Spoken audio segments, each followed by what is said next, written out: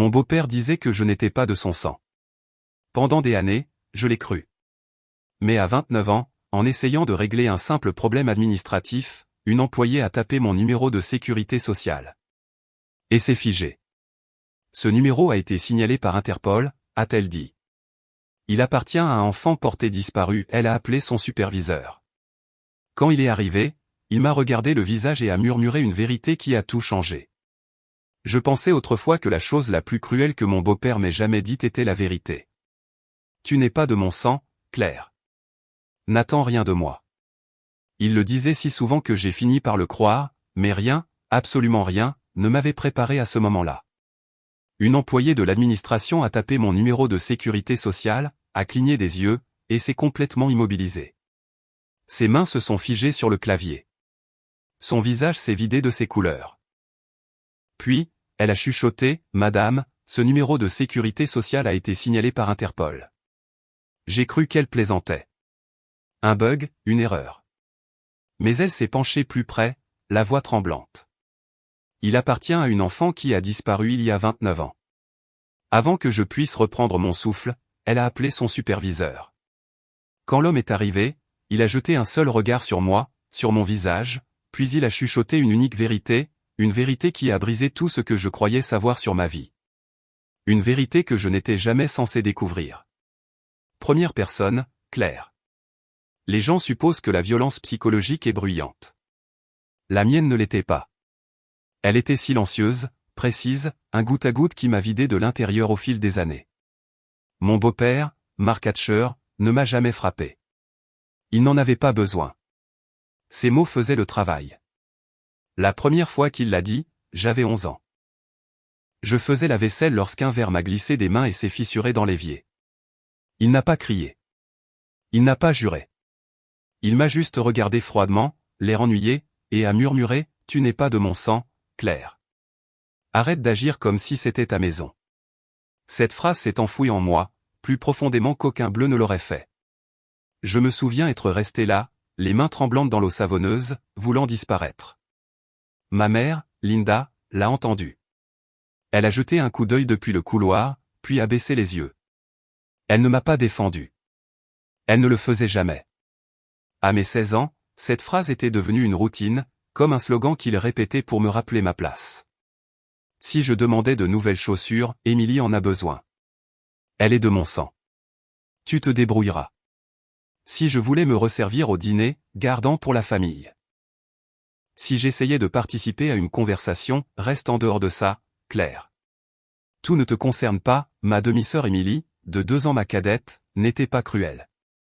Au contraire, elle était gentille d'une façon dont elle n'était pas censée l'être. Elle me glissait ses vieux pulls, me gardait un cupcake de l'école, me chuchotait des choses comme « Je suis désolé, papa te parle comme ça ». Mais elle avait peur de lui, elle aussi. Nous avions tous peur. Mon 18e anniversaire aurait dû signifier la liberté. Au lieu de cela, j'ai trouvé 2 valises près de la porte en rentrant de mon service à l'épicerie. Mark était assis dans son fauteuil inclinable, les bras croisés, la télécommande à la main comme un juge attendant de prononcer la sentence. Il n'a même pas baissé le volume. 18 ans, a-t-il dit. Bien. Il est temps pour toi de partir et de commencer ta propre vie. Tu n'es plus ma responsabilité. Tu ne l'as jamais été. J'ai regardé ma mère, ma ravisseuse, bien que je ne le sache pas encore à l'époque. Elle se tenait dans l'encadrement de la porte de la cuisine, un torchon serré dans ses mains, tremblante. Mais elle n'a rien dit. Pas arrêté. Pas. C'est ma fille. Pas même un au revoir, s'écria Émilie en me serrant fort sur le porche. Ne va pas loin, Claire. S'il te plaît, tu es ma sœur. Je me fiche de ce qu'il dit. Mais je suis parti quand même, parce qu'au fond, j'avais déjà accepté ce que Mark avait gravé dans mon identité. Je n'avais ma place nulle part. Je ne savais pas encore qu'il avait tort.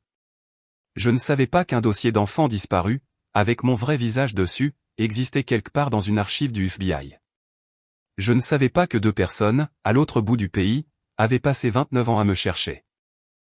À l'époque, tout ce que je savais, c'était ceci, quand Mark a refermé la porte derrière moi, le monde ne m'a pas semblé plus grand.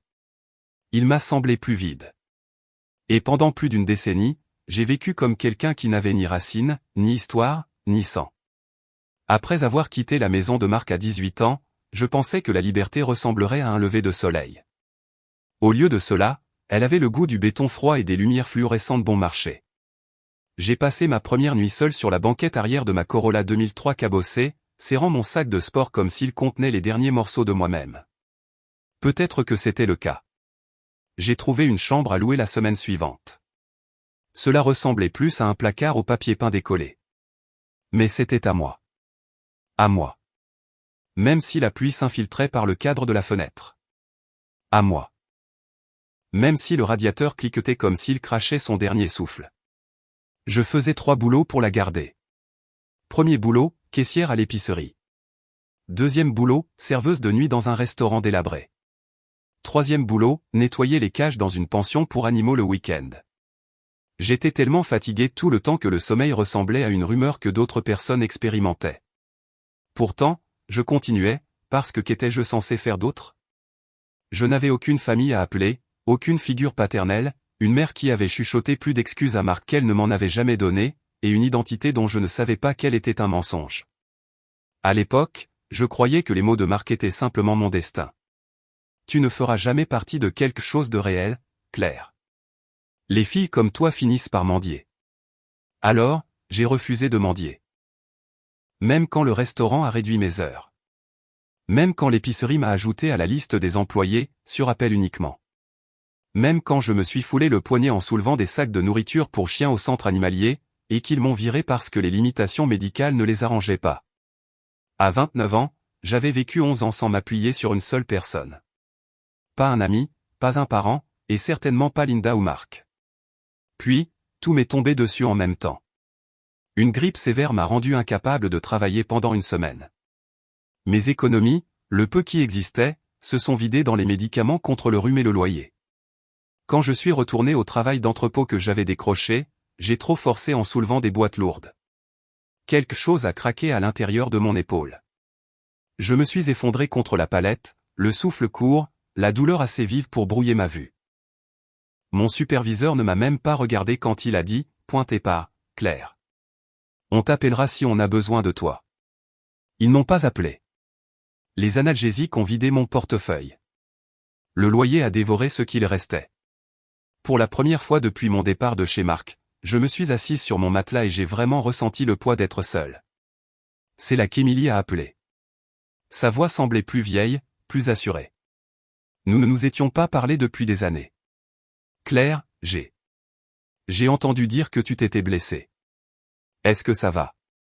J'ai failli raccrocher. Pas parce que je la détestais, jamais elle, mais parce que je ne pouvais pas supporter que quiconque étant resté dans cette maison m'entende paraître faible. Je vais bien, ai-je menti? Elle a hésité. Papa n'aurait pas dû te mettre à la porte. J'y pense tout le temps. C'est juste que... j'aimerais avoir pu faire quelque chose. Sa voix s'est brisée, et pendant un instant, j'ai entendu la fillette de 12 ans qui avait l'habitude de me passer des cupcakes sans douce, mais je ne pouvais pas me permettre d'accepter le réconfort. Le réconfort signifiait la vulnérabilité. La vulnérabilité signifiait le danger. C'est du passé, et aime. Je vais bien. Ne t'inquiète pas, nous avons raccroché et j'ai immédiatement pleuré, silencieusement, comme j'avais appris à le faire enfant. Des larmes silencieuses. Pas de son, pas de souffle, parce que je n'allais pas bien. Mon épaule palpitait. Le solde de mon compte bancaire se moquait de moi. Et pour la première fois, la peur que j'avais niée pendant des années a chuchoté, tu ne peux plus faire ça toute seule. Mais la voix de Marc chuchotait plus fort, les filles comme toi finissent par mendier. Il a fallu une fièvre, une main tremblante, et une bouteille d'ibuprofène à moitié périmée pour que je fasse enfin ce que j'avais juré de ne jamais faire. Je suis entré dans le bureau du comté pour demander une aide médicale temporaire. Un simple problème administratif, me suis-je dit. Juste un formulaire, juste une signature, juste de l'aide. Il n'y a rien de honteux à avoir besoin d'aide. Je ne savais pas que, quelques minutes plus tard, ce simple problème administratif déchirerait mon identité tout entière. Quelques minutes après que Randolph ait passé son appel, l'atmosphère dans le bureau a changé. Pas métaphoriquement, littéralement. Les gens se sont tus. Un agent de sécurité s'est rapproché de moi, faisant semblant de vérifier la sortie. Le personnel a commencé à chuchoter comme si une tempête approchait. Des papiers ont été remués, des portes se sont fermées. Puis, elle est entrée. Une femme portant une veste bleu marine du FBI, les cheveux en queue de cheval basse, les yeux assez perçants pour couper du verre. Elle a montré un insigne. Agent Patricia Morris, division des enfants disparus. Mon cœur est tombé dans mon estomac. Pendant une seconde, j'ai vraiment regardé derrière moi, car elle n'était sûrement pas là pour moi. Je n'étais pas disparu. Je n'étais rien. Mais elle a marché droit vers ma chaise. Claire, a-t-elle dit doucement. J'ai besoin que vous restiez calme. Je veux juste parler. Ma gorge s'est serrée. Qu'est-ce qui se passe? Qu'est-ce qu'Interpol a à voir avec moi? Elle n'a pas répondu tout de suite. Au lieu de cela, elle a étudié mon visage comme Randolph l'avait fait, comme si elle savait déjà quelque chose que j'ignorais. Puis elle s'est assise en face de moi. Avant de commencer, vous souvenez-vous de votre vie avant l'âge de 5 ans? Si. Bien sûr que oui, ai-je dit rapidement. Trop rapidement. Une partie de moi sentait déjà où cela menait. Dites-moi, a-t-elle insisté doucement. Racontez-moi un souvenir. J'ai ouvert la bouche. Rien n'est sorti. J'ai essayé plus fort. Une cuisine, une chanson, un jouet.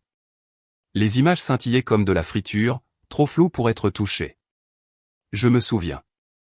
J'ai dégluti. Un berceau blanc, ou peut-être un parc, et quelqu'un qui fredonne. C'est tout. L'agent Morris a hoché la tête comme si elle s'y attendait. Et l'hôpital où vous êtes né? Je ne sais pas, votre premier médecin? Aucune idée. Les funérailles de votre père? Je me suis figé. Mon beau-père, Marc, m'a dit que mon père est mort quand j'avais 3 ans. En quelle année était-ce? A-t-elle demandé. Je ne sais pas. Je suppose 98 ou 97. Ma voix s'est brisée. Pourquoi est-ce important? L'agent Morris a posé un dossier sur le bureau, un dossier épais, avec une étiquette rouge que je reconnaissais des documentaires et des extraits d'actualité. Cas d'enfant disparu actif. Palmer, nourrisson féminin, 1994. Mes mains tremblaient. Ce n'est pas, j'ai essayé de rire. Ce n'est pas moi. Ça ne peut pas être moi. Elle a ouvert le dossier et en a sorti une photographie. Une photo de bébé granuleuse. Des boucles brunes, de grands yeux verts, des yeux qui ressemblaient exactement aux miens. Quand vous êtes né, a dit l'agent Morris avec précaution, votre nom était Claire Palmer. Vos parents biologiques ont signalé votre enlèvement sur le parking d'une épicerie il y a 29 ans. Mes poumons ont oublié comment fonctionner. Non. Ma mère, Linda, elle m'a élevé. Linda Hatcher n'est pas votre mère biologique, l'a interrompu l'agent. Elle n'a jamais déclaré de naissance, dans aucun état. Mon monde a basculé. Randolph s'est approché. Claire, ce n'est pas une erreur. Nous avons effectué la comparaison biométrique avant l'arrivée de l'agent Morris. Vous correspondez au profil de vieillissement de Palmer avec une précision de 97,4%. Non, ai-je chuchoté. C'est insensé. L'agent s'est penché en avant, la voix basse et ferme. Claire, vous n'avez jamais été abandonnée. Vous avez été enlevée. La phrase m'a traversé comme une lame. Enlevé, volé, disparu. Mon enfance, chaque souvenir, chaque histoire que Linda m'avait racontée, tout s'est brisé comme du verre frappant du carrelage. Je veux partir, ai-je dit soudainement en me levant. Je n'ai rien fait de mal. Je veux partir. Claire, l'agent Morris a doucement posé une main sur mon bras. Vous n'êtes pas en état d'arrestation, mais vous devez entendre la suite. J'ai serré les yeux, luttant contre les larmes. La suite de quoi? Elle a pris une lente inspiration. Vos parents biologiques, Jennifer et Michael Palmer, vous cherchent depuis 29 ans. Ils n'ont jamais arrêté. Quand Interpol a envoyé l'alerte, nous les avons contactés. Je l'ai fixé. Elle a soutenu mon regard avec quelque chose ressemblant à de la pitié entrelacée d'espoir. Claire, ils sont déjà dans un avion. Mes genoux ont lâché et je me suis effondré sur la chaise. Pour la première fois de ma vie, j'ai eu l'impression que le sol sous mes pieds ne faisait pas que se dérober.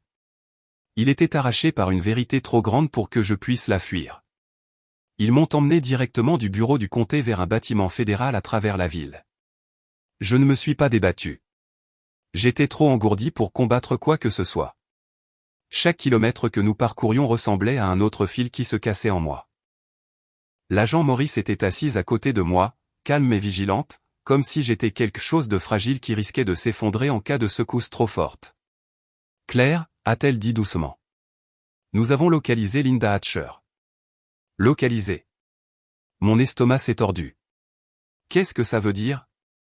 Maurice a marqué une pause, puis a porté le coup. Elle a essayé de fuir l'État cet après-midi. Nous l'avons interceptée à une station de bus. J'ai agrippé le siège. Elle. Quoi? Pourquoi s'enfuirait-elle? L'agent n'a pas répondu. Parce que la réponse était évidente. Parce que les coupables s'enfuient. Quand nous sommes arrivés, Maurice m'a guidé vers une salle d'interrogatoire. Des murs blancs stériles, un éclairage trop vif, une table en métal qui semblait froide même de loin. Et assise de l'autre côté, il y avait Linda. Ses poignets étaient menottés. Ses yeux étaient rouges, enflés, tremblants. Quand elle m'a vu, elle a halté comme si elle avait vu un fantôme. « Cla » a-t-elle chuchoté. « Bébé, s'il te plaît, écoute-moi. Ne m'appelle pas comme ça. » Ma voix était glaciale. Elle a craqué juste là, sanglotant, tremblant, s'effondrant sur elle-même. L'agent Maurice est resté en retrait, mais observait tout. Je me suis assise lentement, sans jamais quitter des yeux la femme que j'avais prise pour ma mère pendant 29 ans. « Dis-moi la vérité » ai-je dit. « Tout. Chaque morceau. » Linda a secoué la tête violemment. Ce n'était pas censé se passer comme ça. Je n'étais pas. Je n'ai pas, commence à parler. Elle a inspiré brusquement, comme si elle se noyait. J'ai perdu un bébé, a-t-elle dit en s'étranglant. Avant toi, une petite fille. Elle est morte pendant l'accouchement. Marc était furieux.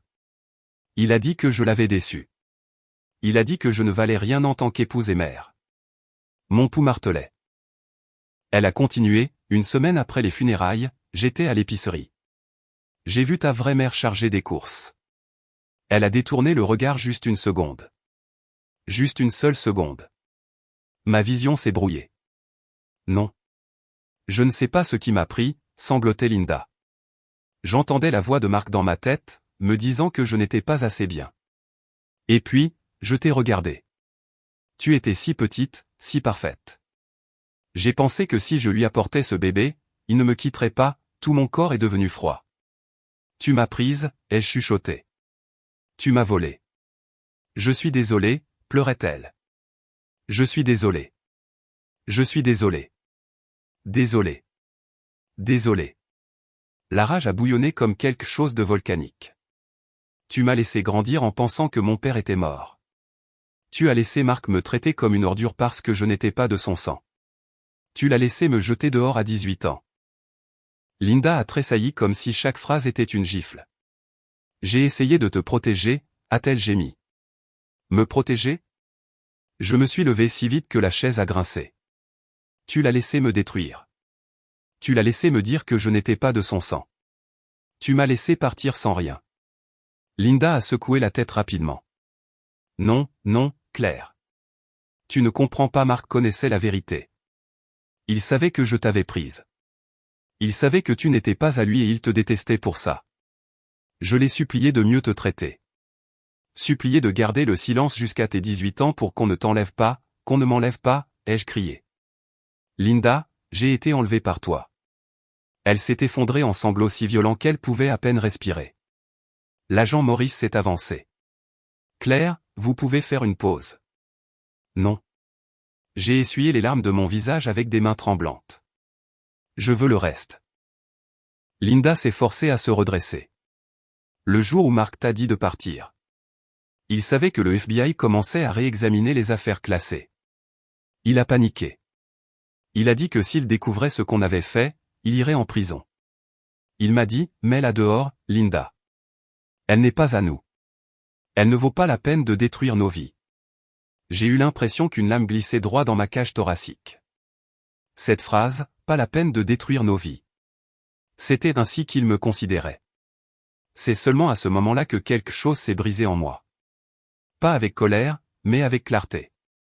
M'as-tu jamais aimé, ai-je demandé doucement. Linda s'est figée. Ses pleurs se sont arrêtés. Elle m'a regardé avec une expression brisée. Oui, a-t-elle chuchoté. Plus que tout. Tu étais ma seconde chance, mon miracle. Je sais que ce que j'ai fait est impardonnable, mais je t'ai aimé. Je t'aime encore. Je l'ai fixé et, pour la première fois en 29 ans, j'ai réalisé que l'amour ne signifie rien s'il n'est pas accompagné de la vérité. J'ai reculé. L'agent Maurice s'est dirigé vers moi. Linda a tendu la main désespérément malgré les menottes. Claire, s'il te plaît, ne me laisse pas comme ça. J'ai croisé son regard une dernière fois. Tu m'as laissé bien avant aujourd'hui. Puis je me suis détourné, je suis sorti de la pièce, et je n'ai pas regardé en arrière. Dehors, Maurice a posé une main sur mon épaule. Nous avons contacté vos parents biologiques, a-t-elle dit doucement. Ils atterrissent dans 1 heure. Mon souffle s'est coupé. Ils ont attendu ce moment pendant 29 ans. J'ai fermé les yeux, sentant tout trembler en moi. La peur, le chagrin, l'espoir, tout se percutait. Parce que pour la première fois de ma vie, je ne marchais pas vers le vide. Je marchais vers la vérité. L'agent Maurice ne m'a pas emmené à une porte d'aéroport dramatique comme dans les films. Au lieu de cela, elle m'a conduite dans une salle de briefing fédérale calme, aux murs neutres et aux chaises qui semblaient n'avoir jamais connu la joie. Vos parents seront là d'une minute à l'autre, m'a-t-elle dit. Parents? Le mot semblait trop gros pour ma bouche, trop fragile pour être touché. Pendant 29 ans, je n'avais appartenu à personne. Et maintenant, 2 personnes allaient entrer dans ce bâtiment, croyant que j'étais leur fille perdue. Je me tenais dans le coin, serrant mes coudes, tremblant si fort que mes dents claquaient. Je devais ressembler à un animal sauvage prêt à s'enfuir. Claire, a dit gentiment l'agent Maurice. Ce sont de bonnes personnes. Prenez votre temps. Vous n'êtes pas obligé de dire quoi que ce soit que vous n'êtes pas prête à dire. J'ai hoché la tête, bien que je ne sentais plus mes jambes. Puis la porte s'est ouverte. Une femme est entrée. Petite, peut-être un M50, les épaules tremblantes, les mains couvrant sa bouche comme si elle se maintenait entière avec ses doigts. Ses yeux, verts avec une tache d'ambre dans le gauche, ont croisé les miens. Et elle s'est effondrée. Oh, oh, mon Dieu, a-t-elle chuchoté. Claire, mon bébé, ma petite fille. Ses genoux ont flanché. L'agent Maurice a bougé pour la soutenir, mais la femme l'a repoussé et a fait un pas tremblant vers moi. Je me suis figé. Je n'ai pas bougé. Je ne pouvais pas. Sa voix se brisait en morceaux. Pendant quelques secondes, elle n'a pas pu parler du tout. Puis, elle a prononcé la phrase qui a pulvérisé chaque mur que j'avais jamais construit. Je savais que tu étais vivante. Un sanglot s'est déchiré d'elle comme s'il avait été piégé pendant des décennies. Derrière elle, un homme est entré, grand, les épaules larges, la barbe grisonnante, les yeux pleins de larmes qu'il n'essayait même pas de cacher. Claire, a-t-il dit d'une voix rauque. Je suis ton père. Mon Dieu, chérie, je n'arrive pas à croire que tu es là.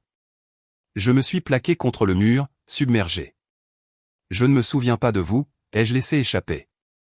Le silence a avalé la pièce. La femme n'a pas tressailli.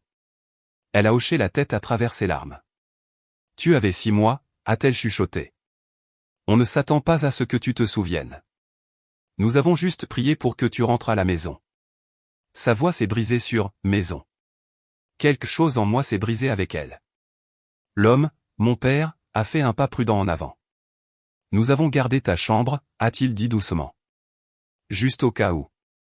Nous ne l'avons jamais changée. Pas une seule fois. Leur chagrin était un raz-de-marée s'abattant sur moi. Suffocant, énorme, impossible à contrer. Puis une autre silhouette est apparue dans l'encadrement de la porte.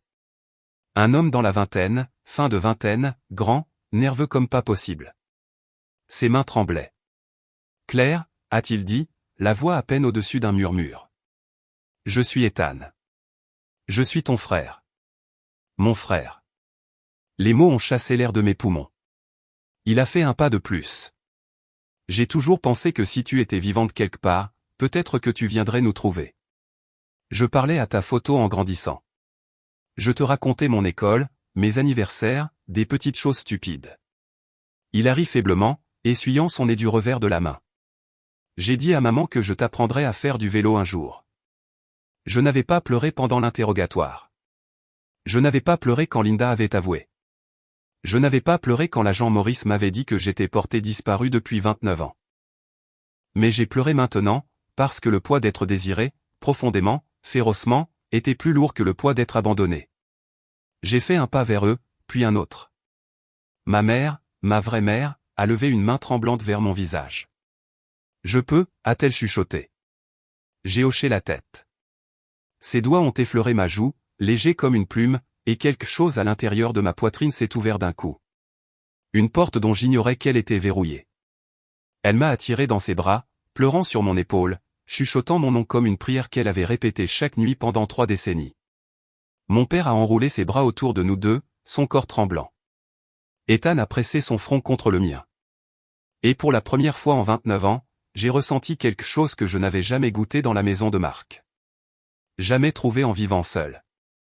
Jamais cru mériter l'appartenance. Pas seulement l'appartenance du sang. Je n'étais pas l'enfant de personne. J'étais la leur. Et ils avaient attendu, cherché, souffert pour ce moment toute ma vie. Retrouver ma famille biologique n'était pas la fin de l'histoire. C'était le début d'une tempête que je ne savais pas comment naviguer, parce que l'amour est puissant, mais les questions, la culpabilité et les blessures inachevées le sont aussi. Pendant des jours après les retrouvailles, je suis resté dans un hôtel organisé par le FBI. Ils voulaient que je sois proche, mais pas submergé. Jennifer appelait chaque matin juste pour demander si j'avais mangé. Michael envoyait par SMS des photos de vieilles photos de famille qu'il pensait susceptibles de raviver un souvenir. Ethan attendait devant ma porte un soir avec des plats à emporter parce qu'il ne faisait pas confiance à la nourriture de l'hôtel. C'était accablant, mais d'une manière qui ressemblait à la lumière du soleil après une vie de pièce sombre. Pourtant, il y avait des ombres que je ne pouvais pas ignorer. La première est venue lorsque l'agent Maurice s'est approché de moi doucement. « Claire. Linda a demandé à te voir. » Juste une fois. Je n'ai pas répondu tout de suite. Chaque instinct en moi a reculé, mais une autre partie, une partie qui se souvenait encore d'elle me brossant les cheveux avant l'école, mettant de la glace sur mes genoux écorchés, chantant des berceuses qu'elle prétendait être les miennes, a chuchoté, « Tu as besoin de tourner la page. » J'ai fini par dire, « J'irai. » La pièce était plus froide que la salle d'interrogatoire du FBI. Plus froide que tout ce que j'avais jamais ressenti venant de Linda. Elle était assise derrière la vitre, pâle, creuse, les yeux rouges d'avoir pleuré. Quand j'ai soulevé le combiné, elle m'a imité, les mains tremblantes. « Claire. » Elle a soufflé mon nom comme une confession, comme une supplique. « Je ne pensais pas que tu viendrais. Je ne suis pas là pour te réconforter, » ai-je dit doucement. « Je suis là pour des réponses. » Elle a hoché la tête lentement. « Je te dirai tout. » Pendant un moment, aucune de nous n'a parlé. J'ai réalisé qu'elle avait l'air plus vieille, fatiguée, fragile, bien plus brisée que la femme qui m'avait élevée. « Pourquoi ne m'as-tu jamais dit la vérité ?» ai-je demandé. Elle a fermé les yeux. « Parce que si je le faisais, je te perdrais. Et je ne pouvais pas supporter de perdre un autre enfant. »« Tu m'as perdu de toute façon, » ai-je chuchoté. Une larme a glissé sur sa joue. « Je sais. Marc. Il a utilisé ma culpabilité pour me contrôler. J'ai voulu le quitter tant de fois, mais le mensonge était allé trop loin. Et puis tu as grandi, et je ne savais pas comment défaire ce que j'avais fait sans te blesser. J'ai dégluti difficilement. Tu m'as blessé de toute façon, ai-je dit. Chaque jour, de façon que tu ne voyais pas, et de façon que tu choisissais de ne pas voir. Linda a hoché la tête, les épaules tremblantes. Je sais. Je t'ai laissé tomber. Et j'ai laissé tomber la fille que j'étais autrefois. La fille qui voulait tellement être mère qu'elle a pris la pire décision qu'une femme puisse prendre. Sa voix s'est brisée. Si tu me détestes, je comprends. Je l'ai fixée. La haine était facile. La haine brûlait fort. Mais en dessous, enfoui profondément, il y avait du chagrin. Pas pour elle. Pour l'enfance que j'aurais dû avoir. Pour la mère qui a pleuré pour moi pendant 29 ans. Pour la personne que je suis devenue à cause des mensonges. Je ne te déteste pas, ai-je finalement dit. Mais je ne te pardonne pas non plus. Linda s'est effondrée doucement, couvrant sa bouche pour étouffer ses sanglots. J'ai raccroché le combiné doucement et je suis parti. De retour dehors, mon téléphone a vibré. Émilie. J'ai hésité avant de répondre. Claire, a-t-elle dit doucement. J'ai vu les nouvelles. Je ne sais pas quoi dire. Tu n'as rien à dire, ai-je répondu. J'ai juste besoin que tu saches, a-t-elle continué d'une voix tremblante, que tu as toujours été ma sœur. Toujours. Même quand papa essayait de me faire croire le contraire. Ma gorge s'est serrée. Tu me manques, a-t-elle chuchoté. Je te veux dans ma vie. Si tu me le permets. Ça m'a frappé à cet instant. Émilie était autant une victime des choix de Mark et Linda que moi. Je le veux aussi, ai-je dit. Et pour la première fois, je le pensais vraiment. Ce soir-là, quand Jennifer m'a serré dans ses bras à la porte de la maison qui aurait dû être la mienne depuis le début, je ne me suis pas raidi. Je me suis laissé aller, juste un peu. Michael a préparé le dîner. Ethan a fait de mauvaises blagues pour me faire sourire. Il y a eu des larmes, des rires, des pauses gênantes, mais tout cela semblait réel. Pas parfait, mais honnête. Pour la première fois, j'avais l'impression d'exister dans un espace où ma présence n'était pas tolérée. Elle était chérie. Je n'étais pas guéri. Pas encore. Mais j'étais enfin à la maison. La guérison n'était pas une ligne droite. C'était un labyrinthe. Un labyrinthe que je parcourais avec des jambes tremblantes et un cœur qui n'avait aucune idée de ce à quoi ressemblait la normalité. Mais pour la première fois, je ne marchais pas seul. Jennifer s'asseyait avec moi sur le porche au coucher du soleil, me tendant du thé chaud même si je n'en avais pas demandé. Michael vérifiait chaque serrure de la maison avant de se coucher, comme si me protéger maintenant signifiait quelque chose qu'il devait à l'enfant qu'il n'avait pas pu protéger à l'époque. Et Ethan. Mon Dieu. Ethan m'envoyait des SMS 13 fois par jour. Tu as mangé? Tu as dormi? Tu veux voir le vieux parc près de notre école? Je n'étais pas prête à dire que je me sentais comme leur fille ou leur sœur. Pas encore. Ces mots portaient un poids dans lequel j'avais besoin de grandir. Mais quelque chose en moi avait commencé à dégeler. Mais le tournant, le moment où tout a basculé, s'est produit un mois plus tard. Jennifer m'a emmené au siège de la Fondation Palmer. Un bâtiment en briques rénové avec des photos d'enfants disparus tapissant les murs. Certains avaient été retrouvés. Certains ne le seraient jamais. Certains étaient encore là-bas, à attendre. En passant devant les images, quelque chose s'est serré dans ma poitrine. Je me suis arrêté devant une photo. Un garçon, 8 ans, cheveux bruns, disparu depuis 1 an. Il a l'air effrayé, ai-je murmuré. Il l'est, a chuchoté Jennifer. La plupart des enfants disparus le sont. Mais ils sont aussi courageux, tout comme toi. J'ai senti ma gorge se fermer. Une femme à proximité a entendu et s'est approchée prudemment. Êtes-vous Claire Palmer, a-t-elle demandé, la voix tremblante. La fille qui est rentrée à la maison après 29 ans. J'ai hoché la tête. Elle a éclaté en sanglots. Ma nièce a disparu depuis 3 ans. Votre histoire? Elle nous donne de l'espoir. L'espoir? Un mot auquel j'avais rarement été associé.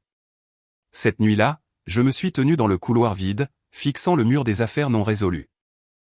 Pour la première fois de ma vie, je ne voyais pas des victimes. Je me voyais moi-même, et la version de moi qui n'est jamais rentrée à la maison. Soudain, le chemin devant moi n'était plus flou. Je me suis tourné vers Jennifer. Je veux travailler ici, ai-je dit. Je veux aider à les ramener à la maison. Elle a pressé une main tremblante sur sa bouche, les yeux se remplissant de larmes. Oh, chérie, a-t-elle chuchoté. Tu le fais déjà. En quelques semaines, je suivais une formation avec des enquêteurs, aidant à reconstituer de vieux dossiers, parlant avec des familles qui vivaient dans les mêmes limbes douloureux que mes parents avaient traversés pendant près de 3 décennies. Un après-midi, un détective m'a tendu un dossier. Tu voudras voir ça, a-t-il dit. C'était une affaire d'enfant disparu avec des circonstances étrangement similaires aux miennes, un tout petit enlevé sur le parking d'un magasin. Mon pouls s'est accéléré. Y a-t-il une chance? Oui, a-t-il dit. Et nous avons besoin de quelqu'un qui comprend comment fonctionnent ces schémas. Quelqu'un comme toi. Nous avons retrouvé ce petit garçon vivant 3 semaines plus tard. Quand sa mère s'est effondrée autour de lui, sanglotant des remerciements au ciel, j'ai senti quelque chose en moi s'apaiser. Pour la première fois, les morceaux fracturés de qui j'étais se sont enfin alignés. Pas Claire Hatcher, pas la fille qui a grandi sans être désirée. Pas le nourrisson volé enterré dans une archive pendant 29 ans. Mais Claire Palmer, une femme qui s'était extraite d'un mensonge et avait marché vers la vérité. Plus forte que quiconque ne l'avait prévu.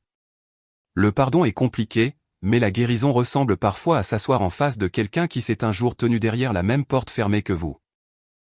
Émilie et moi nous sommes rencontrés dans un petit café entre nos villes. Elle m'a serré dans ses bras comme si elle avait peur que je disparaisse à nouveau. Je ne retourne pas dans cette maison, m'a-t-elle dit. Marc peut pourrir tout seul.